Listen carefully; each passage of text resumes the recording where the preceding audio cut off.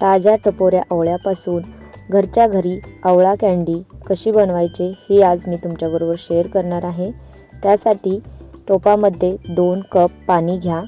अर्धा किलो आवळे स्वच्छ पाण्यामध्ये धुवून 15 ते 20 मिनिटं शिजायला ठेवा गॅसवरती।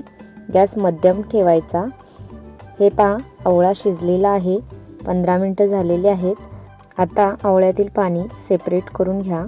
थोडा आवळा थंड होण्यासाठी ठेवा।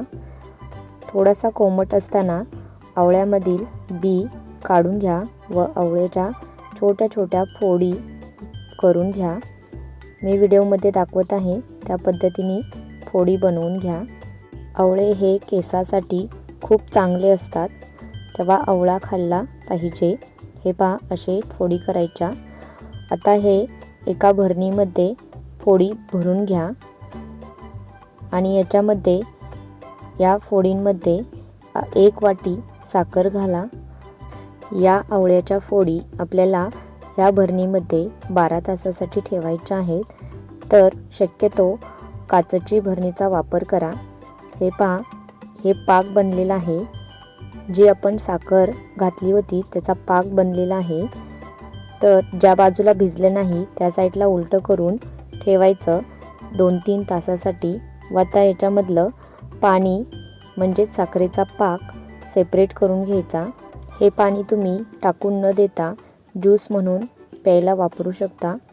या अशा काचेच्या भांड्यामध्ये भरणीमध्ये भरून ठेवा व ज्यूस बनवायचा असेल तर ग्लासमध्ये आवळा ज्यूस घालायचा व थोडं पाणी घालून बर्फाचे 2 तुकडे घाला व ते प्या। खूप हेल्दी आहे हे। तुम्ही हे फ्रीजमध्ये स्टोअर करून ठेवू शकता।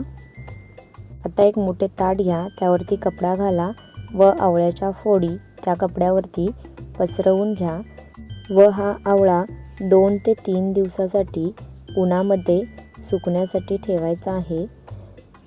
2 दिवसामध्ये कडक ऊन असेल तर सुकला जातो। हे पहा अशा पद्धतीने उन्हामध्ये सुकवून घ्यायचा। हे पहा आवळा कँडी ते सुकलेले आहे। आता याच्यामध्ये 1 चमचा पिठी साखर घालून व्यवस्थित हाताने मिक्स करून घ्या, जेणेकरून सगळ्या आवळ्यांना पिठी साखर लागेल। आता हे एका काचेच्या भरणीमध्ये स्टोअर करून ठेवू शकता। ही आवळा कँडी काचेच्या भरणीमध्ये 1 महिना आरामशीर राहते। तुम्ही अशा पद्धतीने नक्की ट्राय करा व दररोज 1 आवळा कँडी तर नक्कीच खा। हेल्दी खा, हेल्दी राहा। Bye bye.